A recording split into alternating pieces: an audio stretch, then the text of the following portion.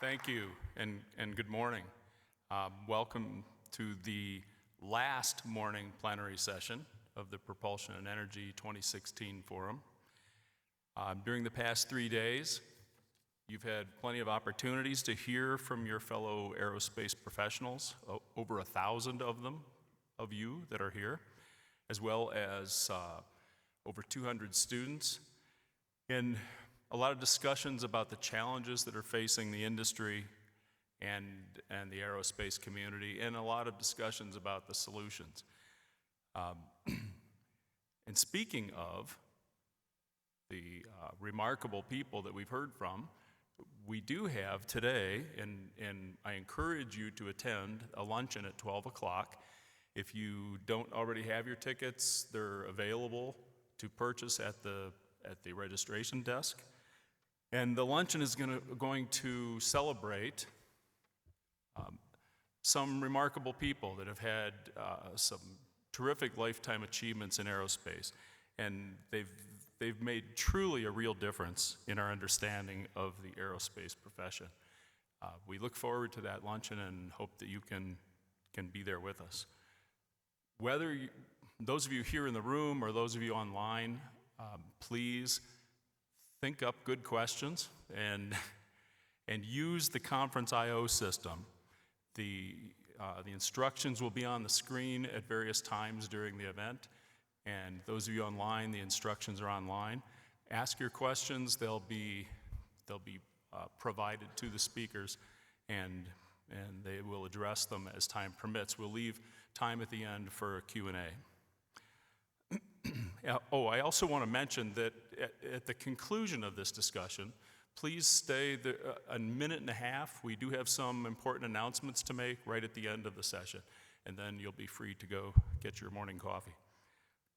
So, without further ado, as we continue to advance the propulsion and energy systems, one of the ways of doing that is the reason you're here is additive manufacturing. It's already made an enormous impact in the industry and is really in its infancy. So in order to move right directly into our discussion, let me introduce the two panelists. I have today for you Elizabeth Robertson, the team lead for the Liquid Engine Systems branch at the NASA Marshall Space Flight Center, and Jay Littles, the Director of Advanced Launch Vehicle Propulsion at Aerojet Rocketdyne. I ask you both to come up. Thank you.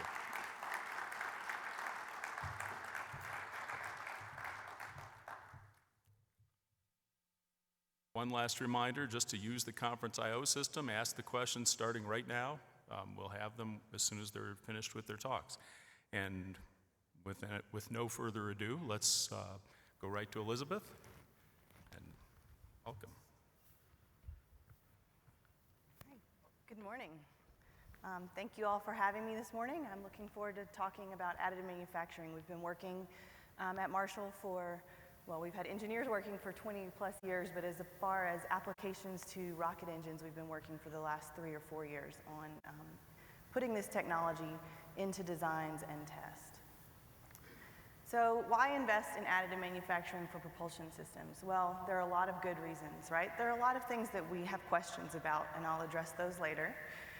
But first, we feel like additive has the potential to reduce development cost, development time, production time, and recurring costs for engine system development. Also, it increases your design flexibility, the reliability of the systems by reducing part counts, reducing touch labor. Also, you have the ability to increase performance because of that added design flexibility.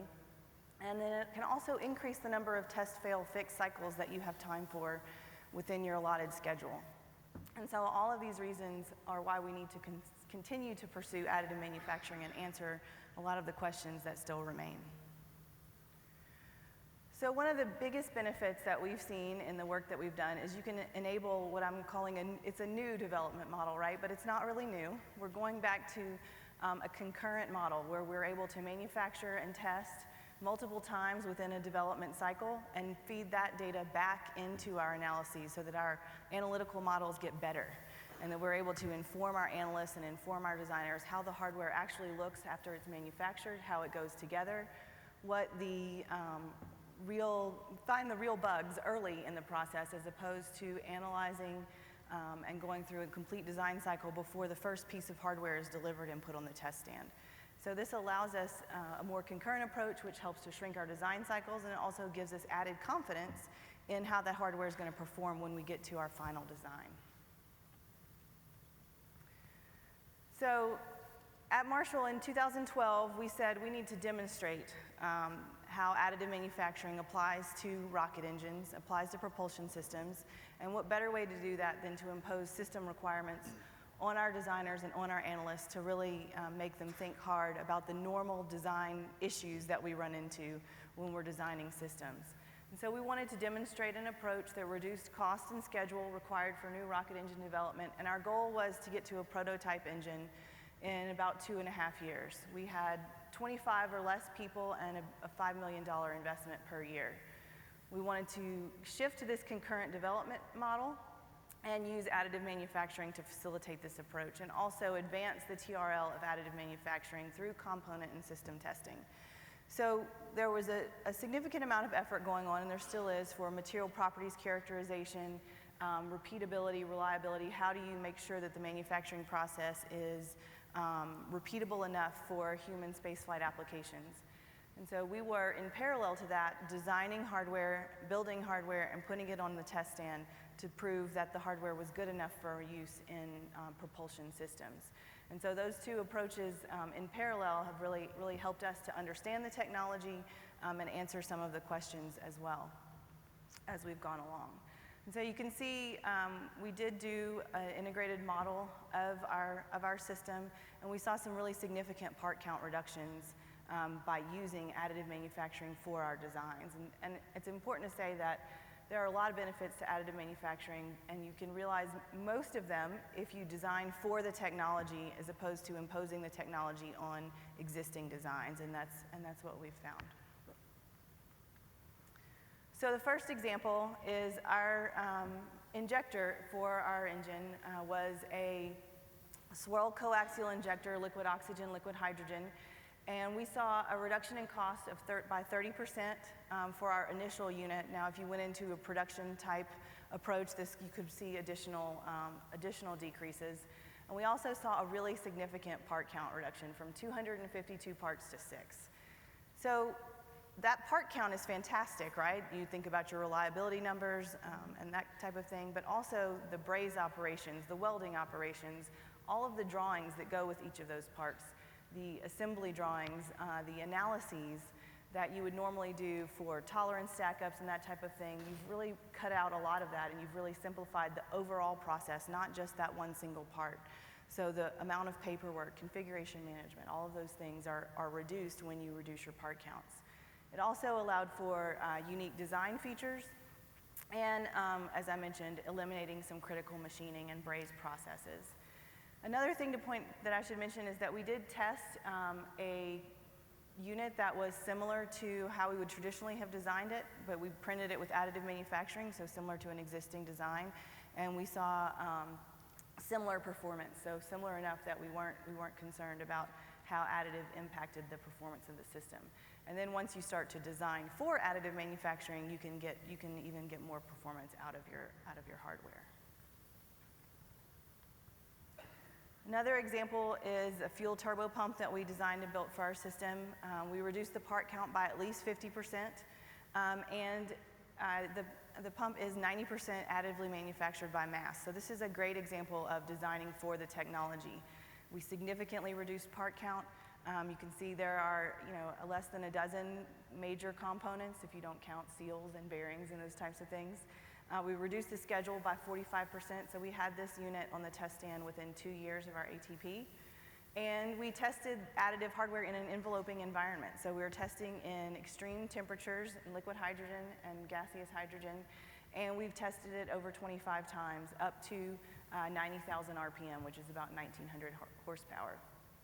So we've also tested this fuel pump in a system test, which I'll show shortly.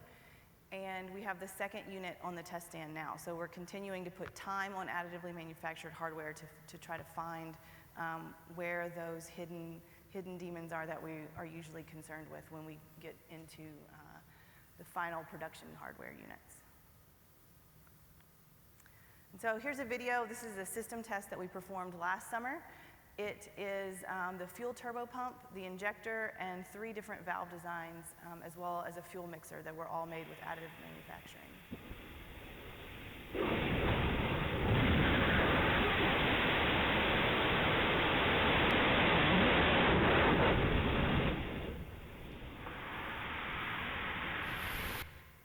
So that's always my favorite slide to show when I give a presentation. We did multiple hot fire tests and multiple component tests. And so what we were setting out to prove initially was that additive manufacturing was applicable and was a good technology for rocket engines and propulsion systems in general. And so I think that through the hardware testing and development that we've done, we've made a lot of people more comfortable, although we've found a lot of the issues with additive manufacturing and a lot of the concerns that we have going forward for flight certification.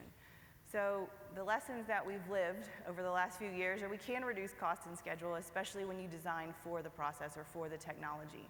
A new approach to hardware and system design is needed, so we need to start taking risks early. Because the hardware is so cheap compared to traditional hardware, we need to take risks early and buy hardware early and put it in the test stand and allow that to influence our designs. And also iterating with the team and with the vendors is extremely important. So on several pieces of hardware, the first unit that we got back did not meet our expectations and our standards. And so we had to iterate with the vendor and figure out from them, what are we doing? What are we putting in our designs that's making it hard for you to build? And they would ask us, okay, well, what are the critical impacts? What are the critical pieces of this design that we need to be aware of? And so going through those iterations allowed us to get our hardware in that fit our expectations and our requirements for this development type of effort. Reduced part counts, I've mentioned that. That translates to a whole bunch of other benefits when you reduce your part count. And also, flexible design options can translate to lower mass, reduced interfaces and seals, and increased performance, and also more efficient packaging.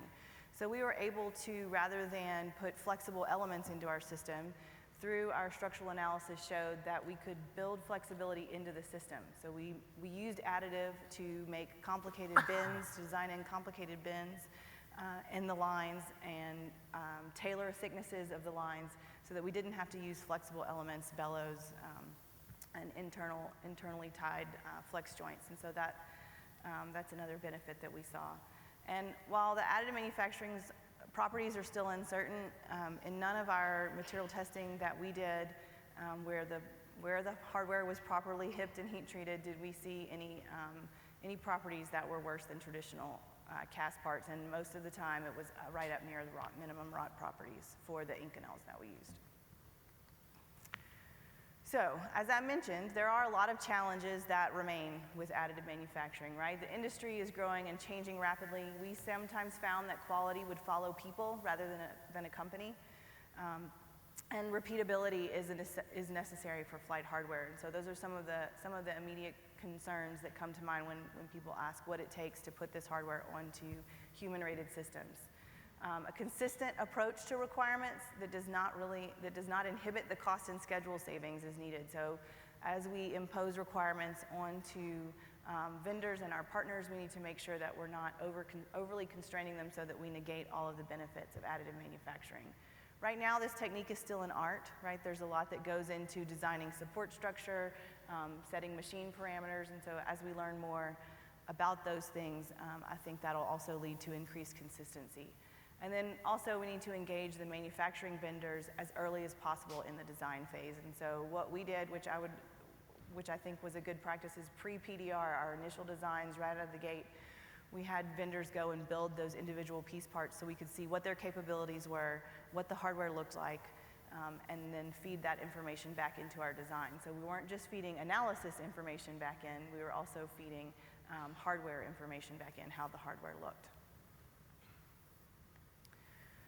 So there's a lot to the additive manufacturing process development and characterization, right? It starts with the powder, the process parameters, heat treats, the digital information, right, that comes out of the machines. How do we do real-time monitoring, real-time feedback, post-build inspections, material databases, and then obviously performance. And so as I mentioned, there are a lot of folks at NASA working the material properties side of the house, the process side of the house, and we've been also working the performance that I've talked about.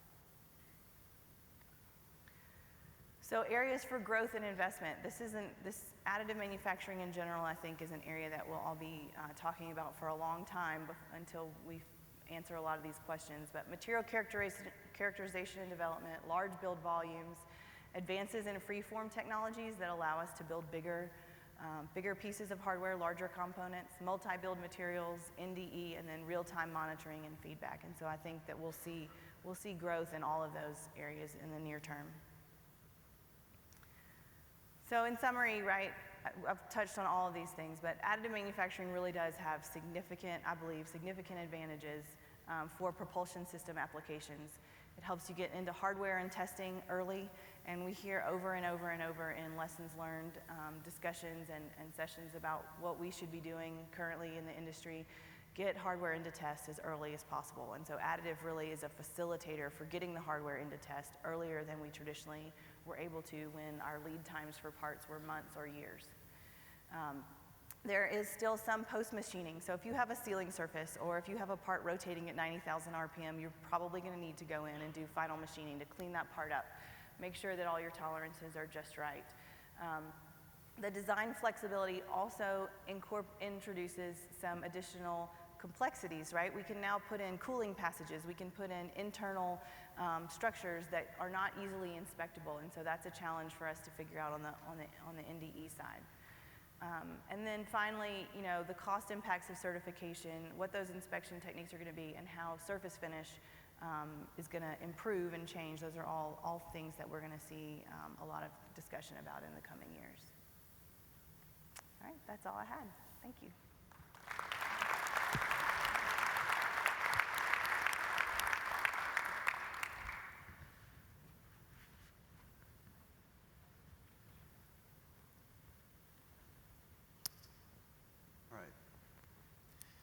So I think what I'm going to show is going to be very similar to what Elizabeth just described. I'm going to talk about the development of additive manufacturing, some lessons learned that is primarily from the Aerojet Rocketdyne perspective, and how we got here, a lot of things that we've done.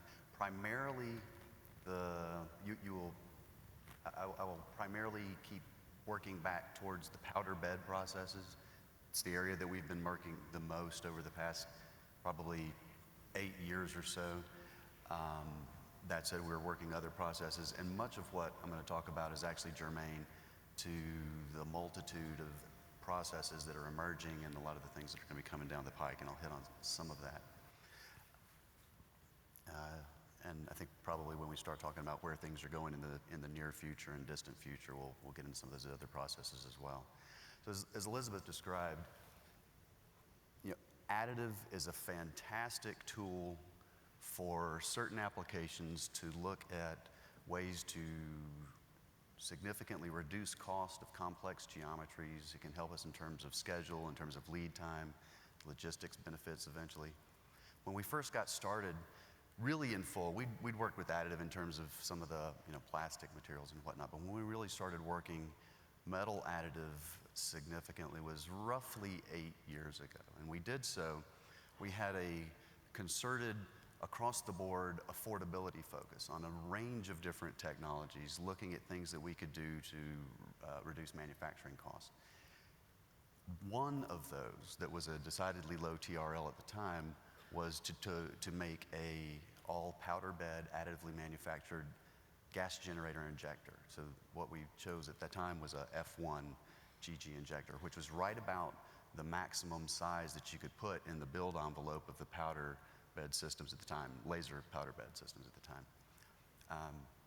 And you see down in the bottom right that F1 GG. What we did then was make something that looked a lot like an F1 gas generator injector, amazingly, close to a F1 gas generator injector. We did it in a matter of a couple of weeks. It was, as Elizabeth described, a significant reduction in part count. We learned some things not only in what you can do with additive, but what you can't do, which was tremendously valuable in terms of geometries, and I think we'll talk about that a little bit more in some of the later charts. But the real issue with what we did there was we made something that looked like a part, and we had absolutely no idea how that thing would perform. So we got a lot of our different program areas within the company at that time really excited, right? Because we had just made this thing at, what did that say, 70% cost savings. It actually, I think, turned out to be more than that. 70% cost savings, and you make it in a couple of weeks. The lead time for that part, by the way, was in the period of, it was a couple of years, frankly, right? So we had a bunch of disassociated programs that said, well, I think I'm going to go start investigating additive manufacturing. And we started making parts and a whole bunch of things that look like parts. So we realized that to do this, and to do this in a regimented fashion, and to put things additively manufactured into the operating environments that we put them in, taking humans into space, taking high-value payloads into space, we needed a much more regimented engineering approach. So at that time, what we did was develop what we called our additive manufacturing team. It had IPT-type structure. Logically, the first part is basically looking at the process parameters, looking at all the variables within those process parameters, and then optimizing them, locking them down effectively so that you minimize the variability that you get. So we're optimizing the parameters to get our best microstructures, a little bit of material testing in there, right? And then we move into what is again, this is one of the areas that people who are interested in additive debate. But the approach that we take is we are treating additive by process and by alloy as a new material. So we have new design curves specifically associated with that process and those powders such that we design to those design curves. It's nice if we hit rock properties. It's nice if we exceed rock properties. It's if we have cast properties. Whatever we have design curves associated with those materials and those processes that we use for our design of those parts, right? Kind of makes sense. The next challenging area that we're encountering in the next IPT is basically how you do the quality assurance and inspection of the parts. A significant number of the parts from our product standpoint that offer significant benefits is not just making a widget that looks just like the widget the way you would have made it traditionally, right? But it's making large complex assemblies that eliminate a lot of the touch labor. That's where we get appreciable benefits. And so when you make those large complex monolithic geometries, you have some benefit in that you're not having to do NDE of every braze that you make, right? Of the 100 brazes of these little posts. But at the same time, you have the disadvantage of, well, you don't have access to go look at the internal geometries of these things. And so NDE can be a challenge, and that's one of the focus areas. And then obviously the last part of it is component validation. We do a tremendous amount of, after the materials characterization through any type of development program, we do component characterization and then full up into full system level testing. The next few charts are really I'm just going to hit on them pretty quickly, but just some of the things that we've learned. The powders, and not only the size, the distribution of the powders, the specific composition within a traditional material specification.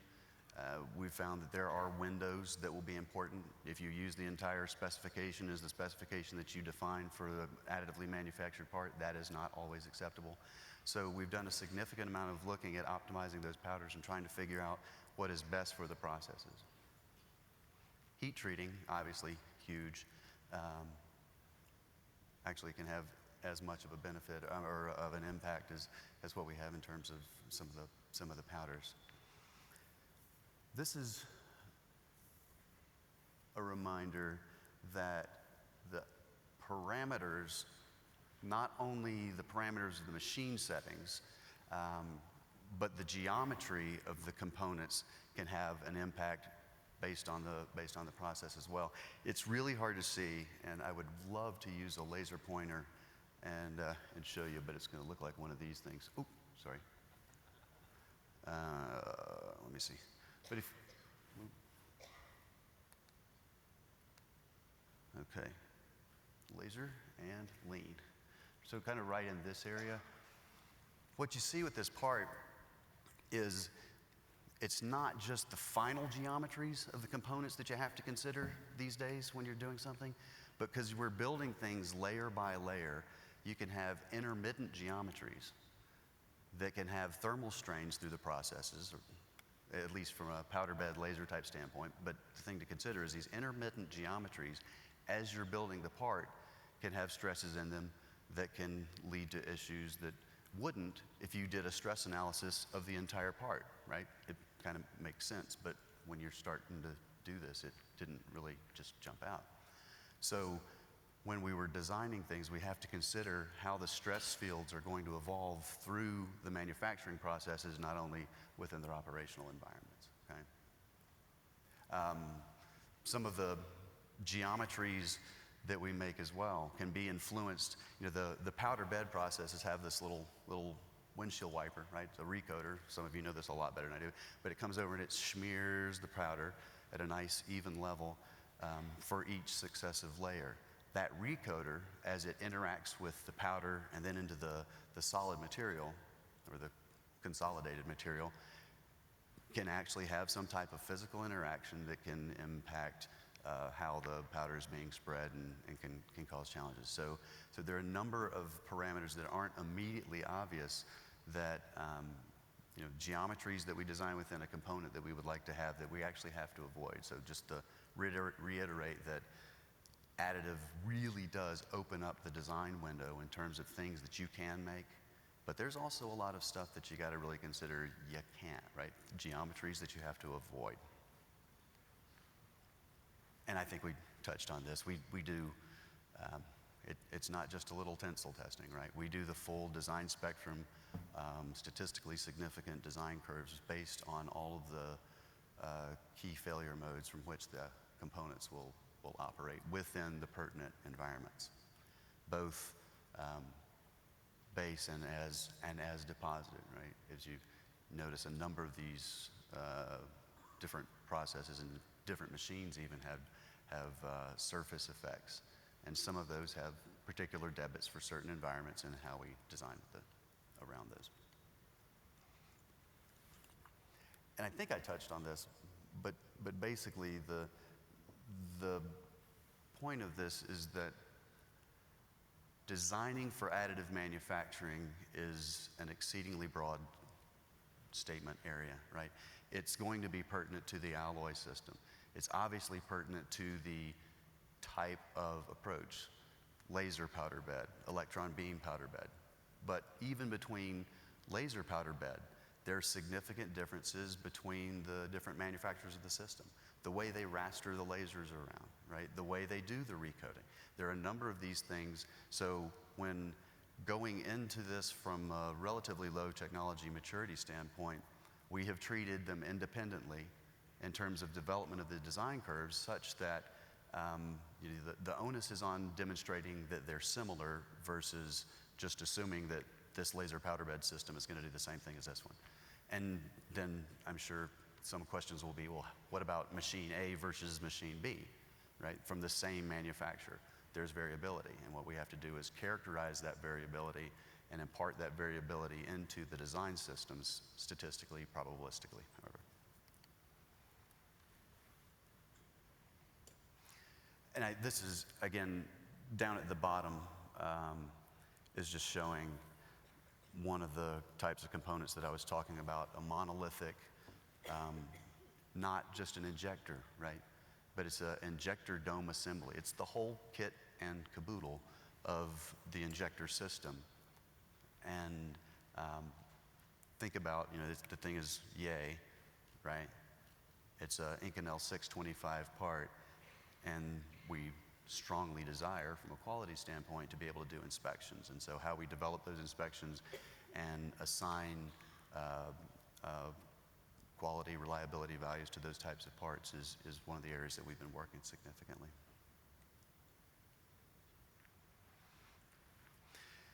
This is just a quick glance ahead, and this is a fun area to think about what the systems are going to do over the next several years. Currently we're actively, we as an industry, are actively working, trying to improve what we do in terms of the in-process quality monitoring, how we take that, like from a laser or electron beam standpoint, little melt pool data, and try to translate that into some type of part quality, such that you can hopefully avoid doing the post-manufacturing NDE down the road. There's a tremendous amount of progress being made in that area. It's coming. The challenge, one of the challenges there is you think about it. If you're monitoring these melt pools, what do you look at? Well, you're looking at the size of the pool, you're looking at the temperature, you're looking at the rise, the drop off. You're looking at that for every little teeny tiny dot around this big old part. So it gets to be mountains of data, and how do you actually intelligently and efficiently use that mountain of data is one of the areas of focus. Obviously, one of the other areas that the industry we have great interest in is improving the process time for these processes, making larger systems such that we can greatly expand the number and types of components that can be made additively. There's a balance there, obviously, in between the build time, desire for increased build time, and then the feature resolution. You think about a lot of those complex injector requiring very, very fine feature control in the mils, 10 mils type of range. So very fine feature control married with a desire to build it more quickly and to make it large. So it's an interesting balance, and there are a really number of good ideas and different approaches that people are taking to get there, from expanding the way they do powder bed to more of the free-form laser deposition, free-form wire. So there's a lot of really interesting work going on in that area that I think is going to really, we're in the Betamax tape part of this additive thing. So it's going to be interesting to see where we go in the next decade. And now, obviously, what I've been describing is the approach that Aerojet Rocketdyne has been taking, this regimented approach for developing design curves. We have been working very, very closely with our customers at NASA and at the Air Force, Aerospace, very, very closely to ensure the comfort level and that they understand how we're doing things, and working with them to define, get all our brains together and try to make sure we're not missing anything. Our biggest fear, going all the way back to that F1GG demonstrator that we did many years ago now, was we set forth this approach that we were going to take so we would hopefully not have a big oops. That said, it's easy for someone to go make a part that looks like a part, and the industry could get a black eye because someone may have just made something and flown it, and it could have not necessarily, it could have had not so great material properties or had some type of issues that they hadn't considered.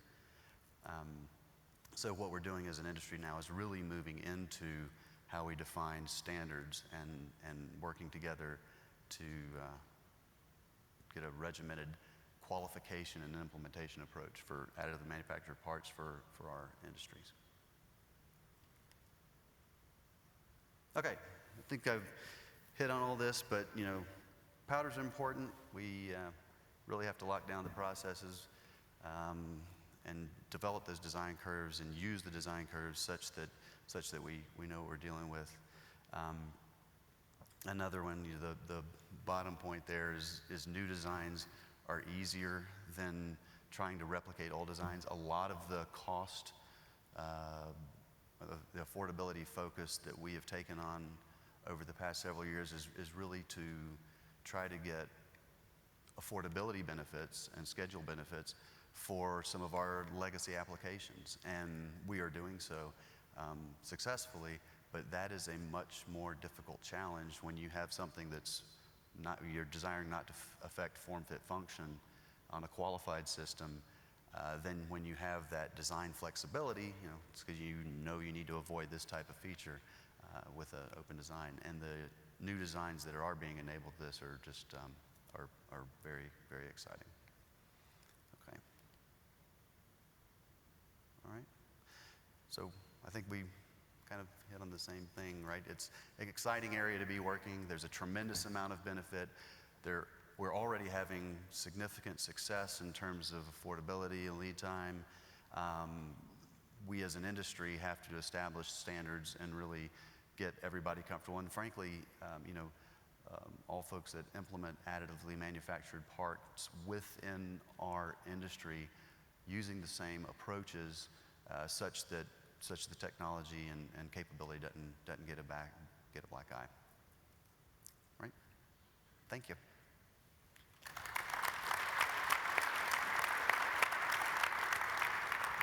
How long is it? Thank you, both of you. Those are outstanding presentations. I think you already answered practically many of the questions. But there is a lot of interest. One thing you both talked about, and talked about well, was the circumstance around non-destructive evaluation and inspection, and the challenges there. There's a lot of interest in that question and where we need to go to meet the needs of additive manufacturing. Can you spend a few minutes and expand on that? Sure. You want me to go first? Go ahead. Okay. Yeah, so what we're doing currently is utilizing as many of the traditional non-destructive techniques as possible. So there are a range of, again, just from a surface standpoint, depending on the component, there are a range of penetrant type inspections that we do. A lot of the times, the traditional fluorescent penetrants that we would use on components are not really very good for these types of parts, but there are other types of penetrants, dye-penetrant inspection tools that we've optimized that are quite applicable from a surface standpoint. The challenge becomes some of the internal complex geometries, and currently there are a number of different approaches from radiography, CT scan, that we're utilizing. And as we move forward, the approach that we're taking is we're working a program now with NASA and the Air Force to define approaches to quantify the defect distributions probabilistically generated within the processes, and generated within the processes in terms of not only as they're operating well, right, but also when they're in off nominal, and using real-time data and observation. I was describing the melt pool data, that's one of them, but using the in situ processing information to hopefully get out of that vein of having to do all of the traditional non-destructive inspections. So I'll just add, I think I agree with all that. I think that the most exciting thing to me is going to be when we do figure out the real-time monitoring and how to, it's a lot of data, right? When you consider how fine the layers are, how much data there is when you're monitoring these parts real time. And so for the short term, it may be that we're limited on the size of the components or the design features that we can use for human-rated applications until we figure out some of the non-destructive evaluation things, because that does, if you have a critical function in a part that can't be inspected, that makes some people really nervous. But I think the NDE and especially the real-time modeling that folks are working a lot on right now is going to be the real breakthrough when people start to really feel more comfortable with this technology. Yeah, the other part that I didn't mention that is in the opposite direction of wanting to really leverage all of the affordability, but I know for certain applications, and this actually is being done outside of our company, but in other applications, there are people who are taking the approach, they're doing a lot of cut-ups, right? They're taking a statistical approach at doing a certain number of cut-ups and understanding what features they're seeing as the processes are operating at a nominal condition, and then over time decreasing the number that you have to do when you start building up a statistically significant base. Great, thank you. So if you had to boil this all down to one big hurdle, what do you think is that hurdle or biggest challenge toward getting AM accepted into these very critical roles and components? It's hard to say just one hurdle. I think there's a few big ones that come to mind. I think the NDE is one that's going to help, is a big one that we need to figure out. The repeatability and the variations that we see from machine to machine and machine operator to machine operator. I think once we as an industry can come together on standards and procedures that help to increase reliability and repeatability in the manufacturing process, I think that's going to be the next. That's a big hurdle that's right just on the horizon. There are several farther out. I think, to me, the standardization of how we do the process and how we operate the machines and apply the technology is going to be important. Yeah, I think those are true. And the other thing that really occurs from implementing and legacy systems, again, I'm talking large liquid rocket engine type systems. The challenge is obviously the opportunity to do the sufficient qualification testing on those scales, because that gets it gets pricey running a lot of full system demonstrations, and so we had to try to get a number of different things together to do that'll justify a qualification program. So it's not just, you can't just do it for one or two components at a time. And so those opportunities are less frequent, and that's one of the real hurdles that we have. So I have a question specifically for Elizabeth. On the FTP that you manufactured, which components of that device were not additively manufactured, and why were they not? So we had a real push, right, to put as much additive manufacturing as made sense, and really the only things that weren't additively manufactured were the bearings and the seals and the fasteners, the things that it just really didn't make sense to use additive manufacturing because they're more off-the-shelf type components. But the designer of that particular component did a really good job of designing for the technology, combining parts together that would have traditionally been individual piece parts. And so I'm probably forgetting something, but for the most part, the housings, the blisks, the impellers, the inducer, the shaft, those were all additively manufactured. Now we did do some final machining cleanup on the outer diameters of those parts, but for the most part, everything except the things that you would think don't really make sense to print. Okay. So, another question, how do you decide when additive manufacturing is the right approach or not? What's your decision process on selecting that? Well, we go through a relatively straightforward process where we evaluate the benefits that additive would have. So we look at the component or the sub-assembly or assembly of components that we're considering making additively, and simply evaluate what it would take to do that additively, what the development cost and challenges would be, what the final benefit would be, versus just making it traditionally. Right? I think a great example is a bracket, right? So we could, if we want to get a part that's going to go, say, on a plane, right? We want to go, say, we're flying a additively manufactured part. You could make a bracket, okay. It wouldn't necessarily be the fastest or least expensive way to make that bracket, right? So we really do a cost-benefit assessment of the final part additively manufactured versus traditional. Yeah, I would agree with that. I mean, I think if you're designing a part from scratch, then you may put design features into your hardware that you can't make traditionally. If you're looking at an existing part, then the trade is a little more straightforward, right? And so it does come down to a cost benefit. What design features can we put into the hardware that we couldn't with traditional manufacturing techniques, and do those design features improve the quality or the performance enough so that we want to go that route? So from a materials characterization standpoint, Jay, you talked a lot about coupon testing. And is there anything you have to be concerned about, or what should you be concerned about with materials characterization on the actual parts that are built, and that it's adequate? Sure. Well, I guess that's a concern with any material development program, right? Some material development programs result in materials that have potential for directional properties, right? So I think the main thing that initially was a question or concern for us was were parts or coupons in a particular geometry or orientation necessarily representative of the other geometries?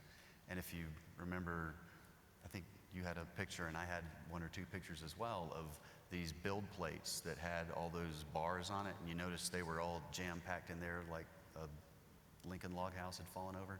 It wasn't just, they weren't all in the same orientation. So we do material characterization considering the orientation relative to the way the things are being built, right? To see if there are effects there. If there are, then we take those anisotropic properties into our design. And the other concern the other thing that we've been concerned about is fatigue properties. They're very surface finish dependent. Right. You have an internal surface that you can't inspect or you can't clean up. What are the fatigue properties of that surface, and how repeatable is that? So that's another concern. So in regards to those internal surfaces or passages, a lot of hardware does need to get some finished machining. How do you deal with the internal passages that you have no access to as far as fluid flow or any? So we tried to design for the process, and so we tried to take into account some of those surface finish roughnesses into our design and analysis. That's not always easy, right? And sometimes maybe it doesn't work, the benefit's not enough. But if you can assume your surface finish is going to be because of additive, right? You're designing for this process, so you have to, just like you would do with a casting or traditional manufacturing, you use the process and put that into your design and your analysis up front. That helps to alleviate some of those concerns.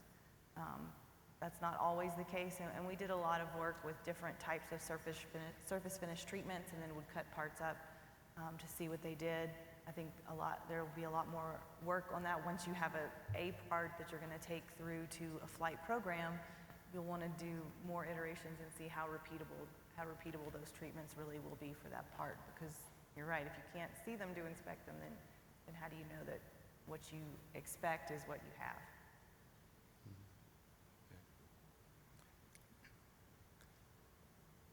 Have you, in your process, discovered limitations in advanced manufacturing as far as geometries, for instance? Are there some things you've learned to just not attempt? Yes. So there are obviously geometries that prove challenging. I mentioned the intermittent geometries. Well, that was a little bit more surprising to us in the early days. But just you think about it in the purest sense. If you have something that has an internal, like an internal inside an injector, like I was talking about, well, something that would go from a straight wall to a flat roof, right? What you're doing is you've got a bunch of powder here, and this is effectively then an unsupported structure. And so you're coming and you're starting to solidify something on top of the powder, and so that's just an example of that has stresses in it that are typically not good. So what you have to do from that perspective is have more of a sloping wall, and they're transitioning from the wall into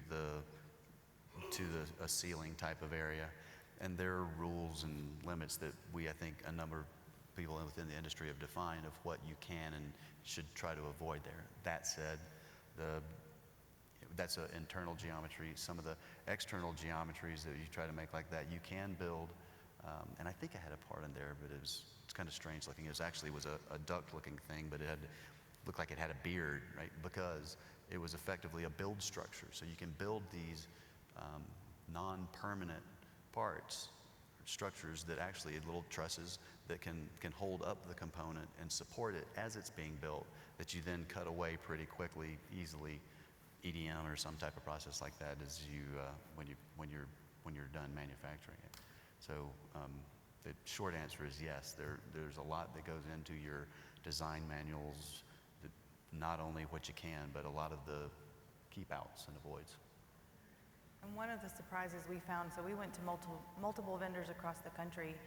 Some vendors were exceptional at the really small features, the very detailed, tight tolerance parts that we were looking for. But those same vendors often couldn't build the larger housings or had trouble building the larger housings. And you could swap that for other vendors where they were really good at building the larger structures that had a lot of thermal stresses in them. But then when they got down to the fine details, they struggled. And so that's why in my charts I mentioned there's still a little bit of an art to it, and it goes into how you design the support structure in the hardware, how the thermal stresses are dissipated, and that type of thing has a big effect on the success or failure of a part being built. And so that's why taking advantage of building demonstration hardware early is so important.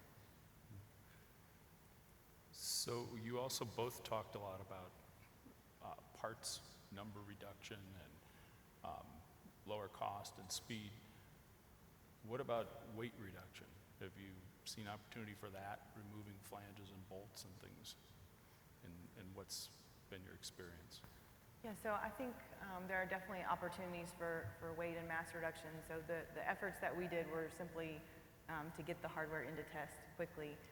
But if you go back and look at it, you can reduce interfaces. So just because a valve has always had flanges at the inlet and outlet doesn't mean it always has to. You can expand it into a duct or build the geometry into another part that you couldn't traditionally. I think as we get more comfortable with the technology and determine its bounds and its limitations, we'll start to see a lot of the traditional interfaces maybe be a little bit more flexible than they have been in the past, and also customizing wall thicknesses and taking material out where it was really expensive or difficult with traditional machining. You can now just build the part without that extra material, and so I think that's coming as well for us. You guys will. Yeah, I would agree. The working towards a legacy hardware form, fit, function, obviously no, right? You're going to stick with the geometries you know. There's some really good examples in the industry. I was making a little fun of the bracket, but that's if you're trying to make a bracket just exactly the same way, the same geometries that you would have made it traditionally. There's some really good examples actually within the airframe world where they have gone from a traditional looking bracket that's big machined piece to something that's a much more organic structure that is optimized based on the stress path that it's going to have, and enabling, using some of the design and build capability that Additive has, and in those instances you can get, and has been demonstrated to get, appreciable weight savings. Great. So here's a more specific question. Have you had experience with additive manufacturing of permanent magnets? And if so, what are the flexibilities there? Of permanent magnets. Nope. Oh, me neither. That was quick. No, I don't know that it doesn't exist, but I haven't done anything with it. Yeah, I have no idea. Okay, so let's move to another question on surface finish, especially in fluid flow passages. What kind of surface finishes can you achieve without machining?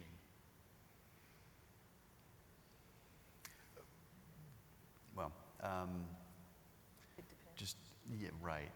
That's the challenge, right? It's very material and process and orientation specific. What we have shown is that from a performance standpoint, we can create components that have, acceptable within our traditional ranges pressure drop, so we're not seeing effectively, an impact in the components. So we're getting, forget quantifying it, we're getting acceptable surface finishes within the way we've traditionally defined what would be acceptable within the parts. Also, we can actually see performance improvements for certain types of components. And part of the reason is you think about what we were talking in terms of these large injectors made up of hundreds of parts that were traditionally hand machined, brazed, all these processes. Think about the variability that goes into that, and then compare that variability to a relatively small amount of surface feature anomaly with these processes. And what you actually will find is you can get less variability with these processes and actually improve your performance, reliability at least. Well, I've got a lot of questions I'd like to keep asking for another half hour, but we just ran out of time. Please express your thanks to Elizabeth and Jay. This has been an outstanding session.